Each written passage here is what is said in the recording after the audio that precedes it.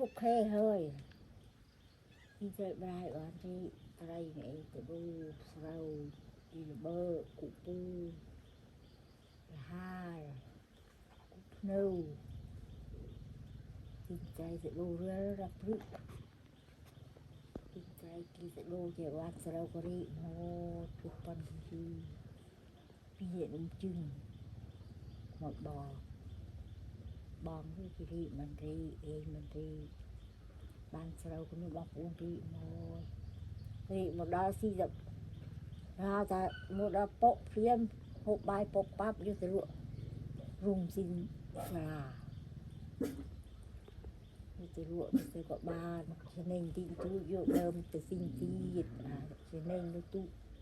ซ้ำถือบอลสลับเพลงเอามาถึงบนกรอบฝนอ๋อเจ้าเนี่ยโอ้ย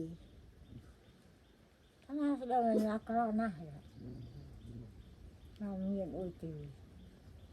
มันแค่มันชนะมันซ้ำลุยบานถึงบนไม่ชนะยี่อยู่เลยก็นี่มันนางจะเต้าเขาลงว่ามาก็โลใบกะนะนี่นับปรึกจะเต้าก็ขึ้นนาที่นี่มันปีเรียลใบเรียล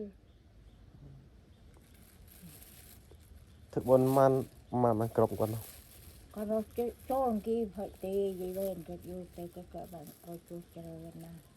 บนโจกี่เราเมียนโอ้ยชมกี่โจนกี่จริงอยู่ที่บ้านนี่รันลับเรียลอันนู้นมาปรำลับเรียลที่คุยไปโจบอลกี่หมดแม่ลูกบ้านเพลียลเพลียเมย์พี่เดียวกันเอาบ่ก็จะลุยเรามันไพ่เมินเพลีมือนะจ๊อเพลียงก่อนเราเฮ็ดได้50,000ดิ50,000ซ้ำไปឆ្នាំน้ำบานหมดเมย์นี่ก็จะโรยนะบ้านเกิดนี่ลาย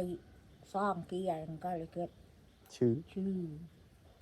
ก็เลยเอาชื่ออ้อยกันเนาะคือนี่เกิด